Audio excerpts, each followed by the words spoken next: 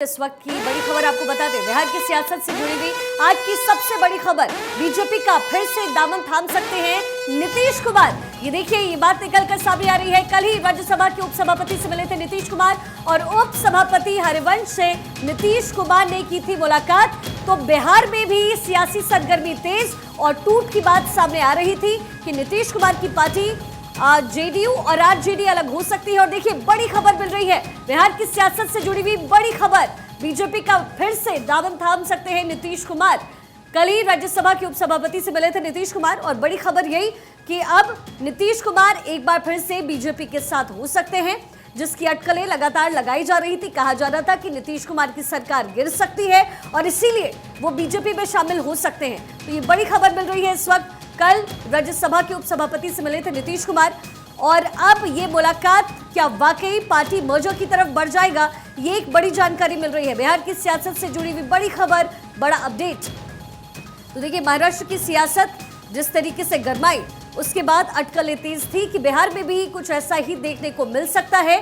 लेकिन अब बड़ी जानकारी यही मिल रही है कि नीतीश कुमार भाजपा में एक बार फिर से शामिल हो सकते हैं। अब दो तस्वीरें 2 से 3 दिन की लेकर के आज तक की आपको हम दिखा रहे हैं। देखिए किस तरीके से महाराष्ट्र में पहले सियासी टूट होती है।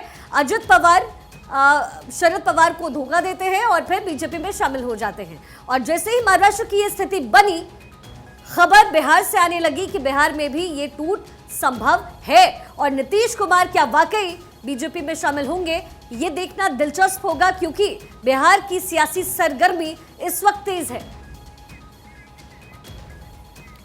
सर्वेश सिंह मेरे सहयोगी इस वक्त मेरे साथ ताजा जानकारी लिए जुड़ गए हैं। सर्वेश, क्या स्थिति है वहां पर, क्योंकि बिहार में टूट की बात बार बार हो रही थी। महाराष्ट्र की हम तस्वीर देख रहे थे और बात बिहार की कर रहे थे। देखिए, राज्यसभा के उपसभापति हरिवंश का कल आना और नीतीश कुमार से मिलना कहीं ना कहीं इस बात की तस्दीक करता है कि अंदर खाने बहुत कुछ चल रहा है। जेडीयू की तरफ से हालांकि इस बात को लगातार नकारा जा रहा है, प्रदेश नेतृत्व अभी नकार रहा है, लेकिन जिस तरीके से नीतीश कुमार की कल हरिवंश से मुलाकात हुई है, उससे यह साफ हो गया है कि हरिवंश पीएम मोदी के दूत बनकर आए थे और नीतीश कुमार भी चाहते हैं कि वो जल्द से जल्द अपनी सरकार बचा लें, क्योंकि इस तरह की बातें लगातार हो रही थी कि उनकी पार्टी में बहुत बड़ी टूट हो सकती है। उपेंद्र कुशवाहा ने भी कल बयान जारी किया था, आज सम्राट चौधरी ने भी कहा है कि नीतीश कुमार किसी भी वक्त पलट सकते हैं। हालांकि बीजेपी को तय करना है किसे साथ लेना है किसे साथ नहीं लेना है, लेकिन ये बात स्पष्ट हो गई है।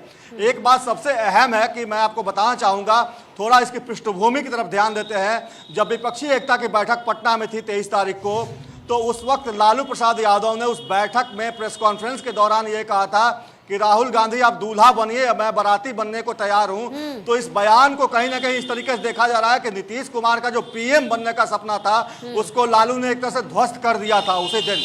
और उसके बाद 28 जून को मुख्यमंत्री नीतीश कुमार गवर्नर से मिलने जाते हैं और ठीक उनके पीछे सुशील कुमार मोदी भी मिलने के लिए पहुंचते हैं गवर्नर से। और उसके बाद नीतीश कुमार दिल्ली रवाना होते हैं। दिल्ली रवाना होते हैं, वो गोपनीय मीटिंग बताई जाती है, किसी तरह की कोई कोलाहल उसमें नहीं होती है, किसी तरह का कोई हो हल्ला नहीं होता है। नीतीश कुमार चुपचाप जाते हैं, किन कारणों से जाते हैं और क्या कुछ करने के लिए आते हैं, लेकिन सर्वेश बिल्कुल आप जो कह रहे हैं ये बहुत नोट करने वाला पॉइंट है। लेकिन अचानक नीतीश कुमार के साथ ऐसा क्या हो गया कि 3 दिन पहले वो विपक्ष को एकजुट कर रहे थे, 2024 के लिए तैयार कर रहे थे, और अचानक उनकी मुलाकात यहाँ पर होती है और ये बात निकलकर सामने आती है कि बिहार में टूट की स्थिति बनेगी। क्या हुआ है नीतीश कुमार के साथ? देखिए, सूत्रों के हवाले से जो खबर आ रही है उसमें साफ है कि लालू प्रसाद यादव किडनी ट्रांसप्लांट करा के जब पटना पहुंचे थे, तो उनका सिर्फ और सिर्फ एक ही मकसद था कि तेजस्वी को मुख्यमंत्री बनाना।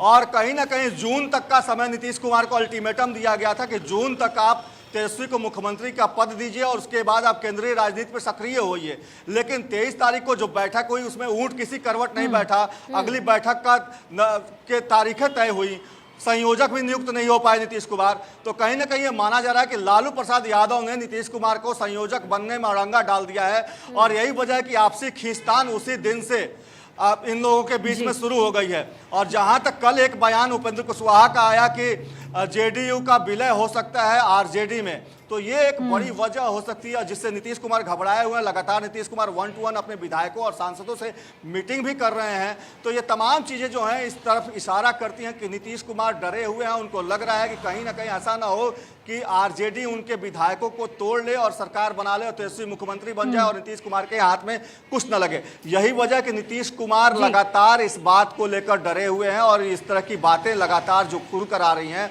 छन छन कर आ रही हैं। अब कल से उस पर मुहर लगनी शुरू हो गई है जब हरिवंश उनसे मिलने गए, क्योंकि हरिवंश ने जेडीयू के मनाही के बावजूद बिल्कुल सर्वेश, मुलाकात के बाद मुहर लगनी कहीं ना कहीं शुरू हो गई है और देखना दिलचस्प होगा कि क्या वाकई में महाराष्ट्र के बाद अब ऐसी ही तस्वीरें बिहार में भी देखने को मिलती है। बहुत बहुत शुक्रिया आपका तमाम जानकारी दर्शकों तक साझा करने के लिए।